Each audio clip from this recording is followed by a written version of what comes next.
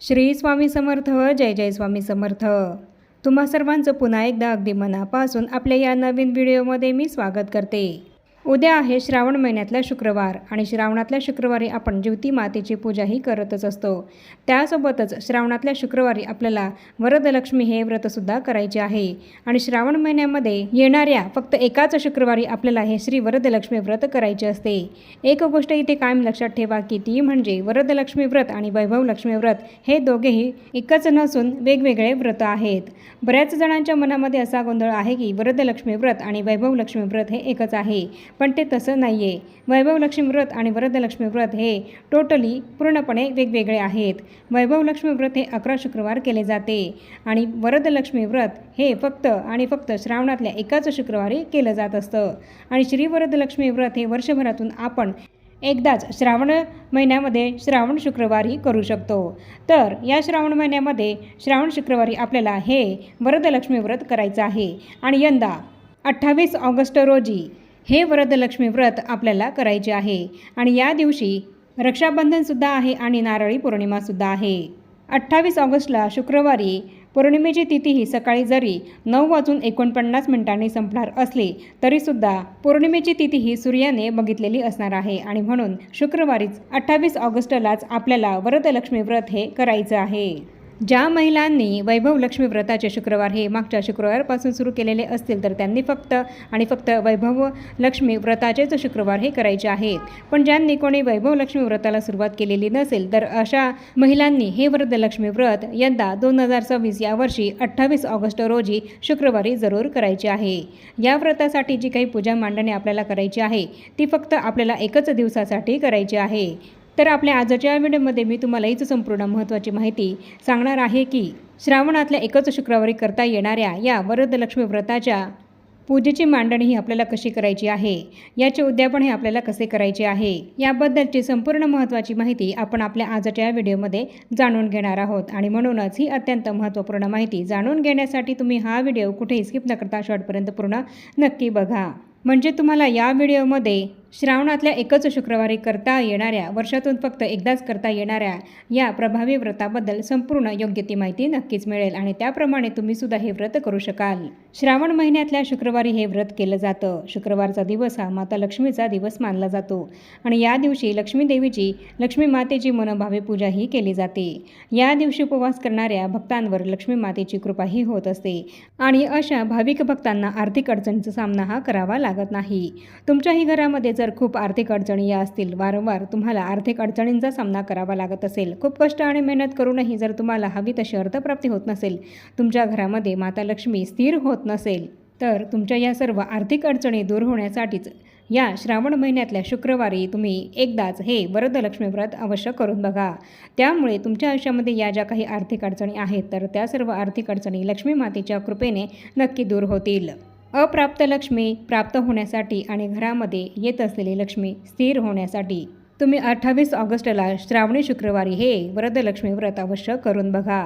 त्यामुळे तुमच्या घरामध्ये देवी लक्ष्मी ही अखंड वास करेल. देवी लक्ष्मी तुमच्या घरामध्ये स्थिर होईल. वरदलक्ष्मी व्रत हे आपल्या मनातील सर्व इच्छा आकांक्षा पूर्ण करणारे असे व्रत आहे आणि श्रावणातल्या शुक्रवारी या वरदलक्ष्मी व्रताची पूजा केल्याने देवी माता आपल्यावर प्रसन्न होते आणि आपलं घर हे धनधान्याने भरून जातं. हे व्रत केल्याने आपल्या घरामध्ये सुख शांती ही तर नांदतेच, पण त्याशिवाय आपल्या कुटुंबामध्ये स्नेहभाव आणि ऐक्य हे सुद्धा वृद्धिंगत होतं. त्याचबरोबर आपल्या मुलाबाळांनाही सुख हे प्राप्त होतं. अखंड लक्ष्मी प्राप्तीसाठी हे व्रत केलं जात असतं आणि हे व्रत करणाऱ्यांना देवी लक्ष्मी मातेचा अखंड आशीर्वाद हा प्राप्त होतो आणि कोणत्याही प्रकारच्या आर्थिक अडचणींचा सामना हा त्यांना करावा लागत नाही. आपल्या घरामध्ये लक्ष्मी मातेचा अखंड वास राहावा असं सगळ्यांनाच वाटत असतं. लक्ष्मी माता कोणाला नकोय तर ती सगळ्यांनाच हवी आहे आणि त्यामुळे 28 ऑगस्ट रोजी शुक्रवारी आपल्याला हे वरदलक्ष्मी व्रत नक्की करायचं आहे. या व्रताचा छान अनुभव तुम्हाला सुद्धा नक्कीच येईल. तर आता आपण बघूया की हे व्रत आपल्याला कसं करायचं आहे आणि हे व्रत कोणी करायचं आहे. हे व्रत फक्त लग्न झालेले पुरुष आणि महिला ज्या आहेत तेच हे व्रत करू शकतात. मुलगा किंवा मुलगी हे जे आहेत तर हे व्रत ते करू शकत नाहीत. फक्त विवाहित महिला आणि पुरुषच हे व्रत करू शकतात. विवाहित सवाष्ण स्त्री जी आहे ती हे व्रत करू शकते. आणि जर समजा तुम्हाला मासिक धर्म आहे आणि हे व्रत करण्याची तुमची इच्छा आहे पण मासिक धर्मामुळे तुम्ही हे व्रत करू शकत नाहीत तर मग अशा वेळेस तुमचे पती जर हे व्रत करू शकत असतील तर तुम्ही हे व्रत त्यांना करायला सांगू शकतात. तुमचे पती जर हे व्रत करण्यासाठी तयार असतील तर तुम्ही हे व्रत त्यांना अवश्य करू द्या. आणि या व्रताचा उपवाससुद्धा जर ते करू शकत असतील तर तो सुद्धा तुम्ही त्यांना करू द्या, काहीही प्रॉब्लेम नाही आहे. जर महिलांना मासिक धर्मामुळे जमत नसेल हे व्रत करण्यासाठी तर त्यांच्या मिस्टरांनी हे व्रत केलं तरीसुद्धा चालेल. पण महिला असो किंवा पुरुष असो, जे कोणी हे व्रत करणार असतील तर त्यांनी या दिवशी शुक्रवारचा उपवास जरूर करायचा आहे. वरदलक्ष्मी व्रत या व्रताच्या पूजेची मांडणी ही आपल्याला सकाळीच करायची असते. वैभवलक्ष्मी व्रताची मांडणी ही आपण संध्याकाळी करत असतो, पण वरदलक्ष्मी व्रत हे आपल्याला एकाच दिवसासाठी करायचे असते. त्यामुळे या पूजेची मांडणी आपल्याला सकाळीच करावी लागते. वरदलक्ष्मी व्रताचे उद्यापन हे सुद्धा आपल्याला संध्याकाळीच करावं लागतं. त्यामुळे या पूजेची मांडणी आपल्याला सकाळीचही करावी लागत असते. सकाळी मांडणी केली तर दिवसभर आपल्या घरामध्ये माता लक्ष्मीचा वासा राहत असतो आणि संध्याकाळी उद्यापन केलं की मग या व्रताची सांगताही पूर्ण होत असते. संध्याकाळपर्यंत आपल्या घरामध्ये माता लक्ष्मीचा वास हा राहील याकरता या पूजेची मांडणी आपल्याला सकाळीच करायची आहे. आणि हे व्रत करण्यासाठी आपल्याला 28 ऑगस्ट रोजी शुक्रवारी सकाळी लवकर उठायचं आहे आणि आपले स्वच्छ स्नान करून घ्यायचे आहे आणि आपल्या मुख्य प्रवेशद्वाराच्या उंबरठ्याला हळदीचं लेपन हे करायचं आहे. त्याचप्रमाणे आपल्या मुख्य प्रवेशद्वाराच्या बाहेर जी काही जागा आहे ती जागा, आपल्या मुख्य प्रवेशद्वाराच्या बाहेर जो काही पॅसेज आहे तर तो पॅसेज हा सुद्धा आपल्याला स्वच्छ झाडून पुसून घ्यायचा आहे आणि छान सुंदर सुबकशी रांगोळीसुद्धा आपल्याला काढायची आहे. त्याचप्रमाणे लक्ष्मीची पावलं ही सुद्धा आपल्याला आपल्या मुख्य प्रवेशद्वाराच्या बाहेर उंबरठ्याजवळ काढायची आहेत. मग यामध्ये तुम्ही तुमच्या मुख्य प्रवेशद्वाराच्या बाहेर दोन्ही बाजूला स्वस्तिक हे चिन्हसुद्धा काढू शकतात. आणि त्यानंतर या व्रताला आपल्याला सुरुवात करण्यापूर्वी आपलं घर हे सुद्धा स्वच्छ झाडून पुसून घ्यायचं आहे आणि त्यानंतर आपली नेहमीची जी काही देवपूजा आहे तर ती पूजा आपल्याला करायची आहे. आणि त्यानंतर वरदलक्ष्मी व्रताच्या पूजेची मांडणी आपल्याला करायची आहे आणि त्यानंतर संकल्प हा आपल्याला या व्रताचा करायचा आहे. हे व्रत आपल्याला संकल्पयुक्तच करायचं आहे. तुमची जी इच्छा आहे, तुमची जी काही मनोकामना आहे ती पूर्ण व्हावी असं तुम्हाला वाटत असेल, तुम्ही कशासाठी हे वरदलक्ष्मी व्रत करत आहात ती इच्छा तुम्हाला लक्ष्मी मातेला बोलून दाखवायची आहे आणि या पद्धतीने तुम्हाला या व्रताचा संकल्प हा सोडायचा आहे. तर या पूजेची मांडणी आपल्याला कशी करायची आहे, तर या पूजेची मांडणी अगदी साधी सोपी अशी आहे. या पूजेच्या मांडणीसाठी आपल्याला एक पाट आणि किंवा चौरंग हा घ्यायचा आहे. जिथे तुम्ही ही पूजा मांडणी करणार असाल तर तिथली जागा तर तुम्ही आधीच स्वच्छ पुसून घेतली असेल, जेव्हा तुम्ही तुमचं घर हे झाडून पुसून स्वच्छ केलेलं असेल. तर जिथे तुम्ही ही पूजेची मांडणी करणार असाल तिथे तुम्हाला एक पाट हा टाकायचा आहे किंवा एक चौरंग हा ठेवायचा आहे आणि त्यावर एक लाल कलरचं स्वच्छ कापड हे तुम्हाला अंथरायचं आहे आणि त्यानंतर शुद्ध गाईच्या तुपाचा दिवा हा आपल्याला प्रज्वलित करून घ्यायचा आहे. बघा, आपण लक्ष्मी प्राप्तीसाठी काही सेवा करत असतो, देवी लक्ष्मी मातेची जी काही पूजा करत असतो तर तेव्हा आपल्याला शुद्ध गाईच्या तुपाचाच दिवा हा लावायचा असतो. कारण देवी लक्ष्मी मातेला गाईचं तूप हे आकर्षित करत असतं आणि गाईचं तूप हे लक्ष्मी मातेला अतिशय प्रियसुद्धा आहे. त्यामुळेच शुद्ध गाईच्या तुपाचा दिवा आपल्याला या पूजेसाठी सर्वात आधी प्रज्वलित करून घ्यायचा आहे. पण जर तुमच्याकडे गाईचं तूप नसेलच तर तुम्ही तुमच्याकडे जे कुठलं तेल असेल तर त्या तेलाचा दिवा हा सुद्धा प्रज्वलित करू शकतात. पण शक्य झाल्यास तुम्ही गाईच्याच तुपाचा दिवा लावण्याचा प्रयत्न करा. फक्त एकच दिवसासाठी आपल्याला हा गाईच्या तुपाचा दिवा हा लावायचा आहे आणि इतकं तर आपण करूच शकतो. त्या पाटावर दिवा प्रज्वलित करण्या अगोदर आपल्याला त्या दिव्याला तांदळाच्या अक्षदांचं आसन हे द्यायचं आहे आणि त्याआधी त्या दिव्याखाली आपल्याला थोडेसे अक्षदा या टाकायच्या आहेत आणि त्या अक्षदांना हळद कुंकू अर्पण करायचं आहे आणि त्यावर तो दिवा आपल्याला स्थापन करायचा आहे आणि तिथेच तो प्रज्वलितसुद्धा करायचा आहे.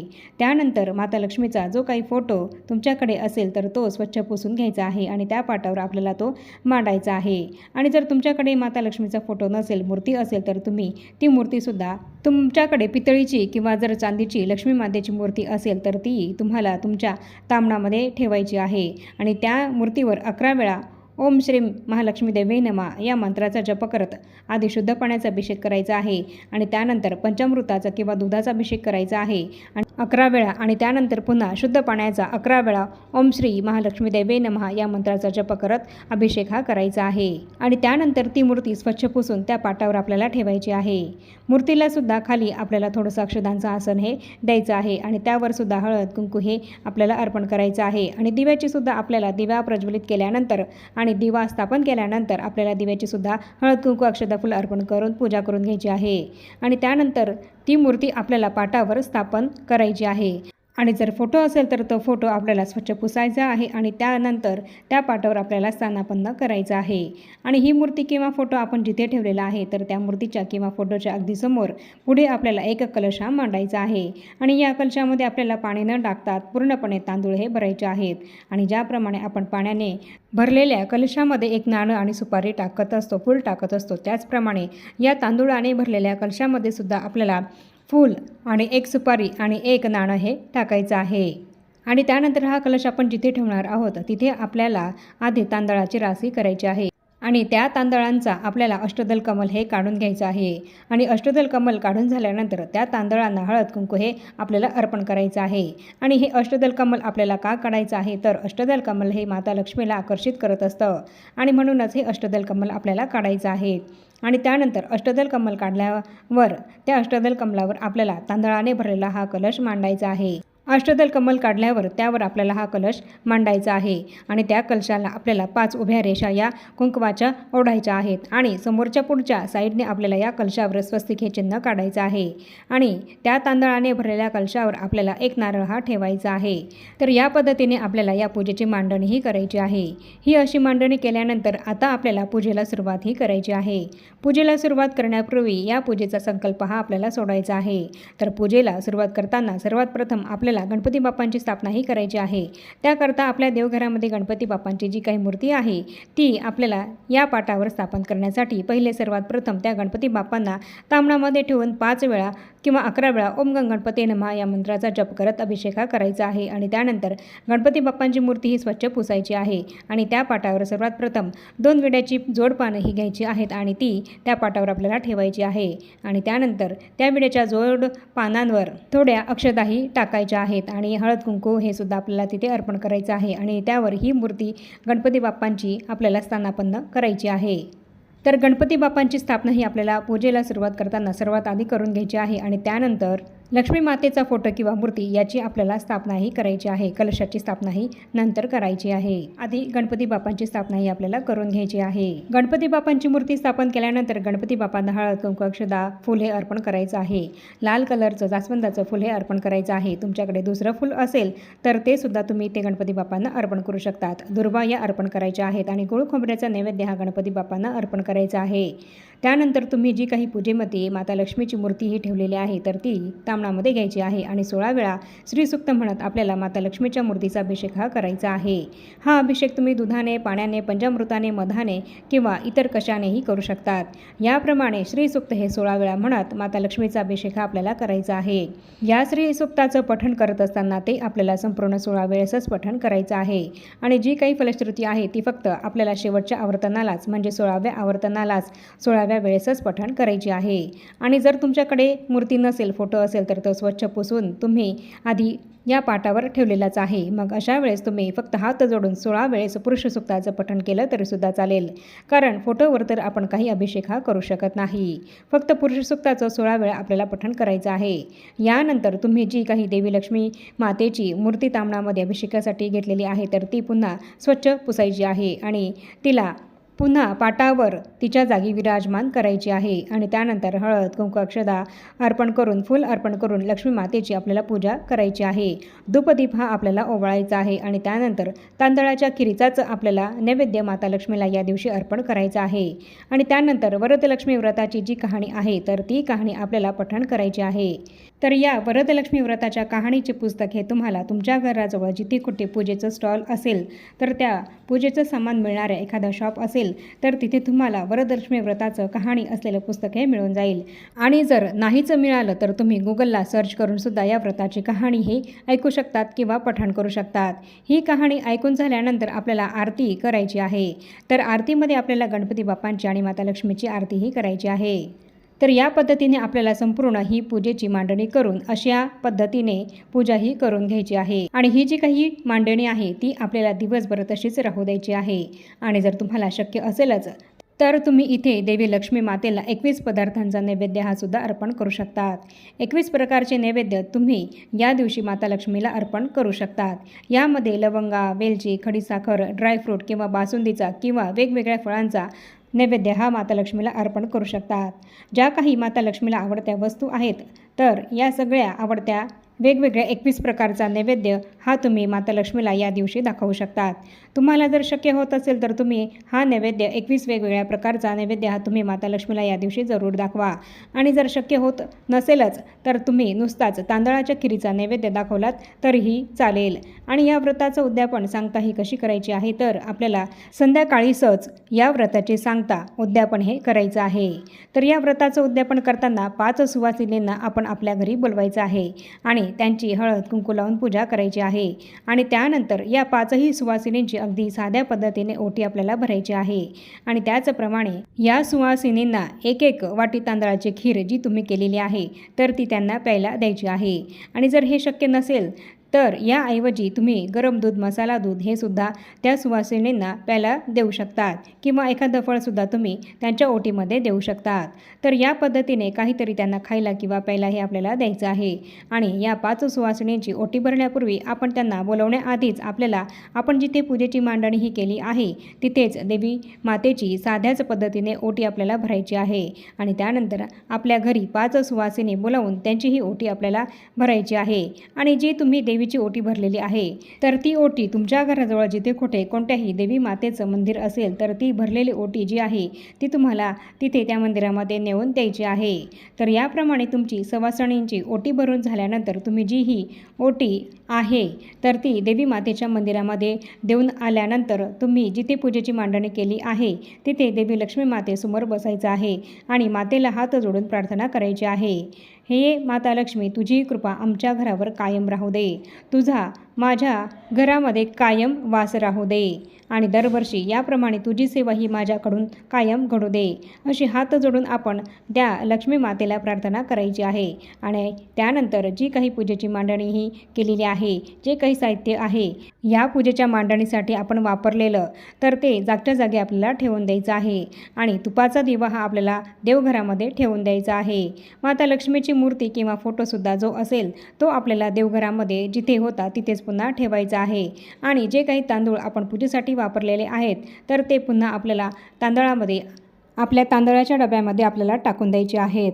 आणि जो काही फळांचा किंवा खिरीचा किंवा इतर कुठलाही नैवेद्य आहे तुम्ही दाखवलेला तर तो नैवेद्य आपल्या घरातील सर्व मंडळींनी मिळून आपल्याला ग्रहण करायचं आहे. आणि तसंच सुपारी किंवा जे काही नाणं आपण पूजेसाठी वापरलेलं आहे तर ते पुन्हा आपण इतर दुसऱ्या कुठल्याही पूजेसाठी पुन्हा वापरू शकतो. तर या पद्धतीने वरदलक्ष्मी व्रताचं एकच दिवसाचं हे जे काही व्रत आहे ते आपण सर्वांनी या श्रावणी शुक्रवारी 28 ऑगस्टला अवश्य करायचं आहे. तुम्ही जर हे वरदलक्ष्मी व्रत केलं तर यामुळे तुमच्या सर्व आर्थिक अडचणी या दूर होतील आणि तुमच्या सर्व इच्छा मनोकामनासुद्धा देवी लक्ष्मी मातेच्या कृपेने पूर्ण होतील. देवी लक्ष्मी माता तुमच्या घरामध्ये स्थिर होईल. आणि म्हणून तुम्ही हे वरदलक्ष्मी व्रत 28 ऑगस्टला शुक्रवारी अवश्य करा. आणि तसंच तुमच्या नातलकांमध्ये किंवा ओळखीमध्ये ज्यांना कोणालाही आर्थिक अडचणी या खूप मोठ्या प्रमाणामध्ये असतील तर त्या सर्वांनासुद्धा हे व्रत करायला तुम्ही अवश्य सांगा. आणि हा व्हिडिओ तुम्ही त्यांनासुद्धा अवश्य शेअर करा. म्हणजे त्यांच्यासुद्धा आर्थिक अडचणी या दूर होतील आणि त्याचं पुण्य हे तुम्हालासुद्धा मिळेल. म्हणून व्हिडिओ जास्तीत जास्त शेअर करा. आणि आता या छोट्याशा माहितीसह आपण आपला आजचा हा व्हिडिओ इथेच थांबवूया आणि भेटूया पुन्हा अशाच नवीन एका माहितीपूर्ण आणि महत्त्वपूर्ण व्हिडिओसोबत. तोपर्यंत सर्वांना श्री स्वामी समर्थ.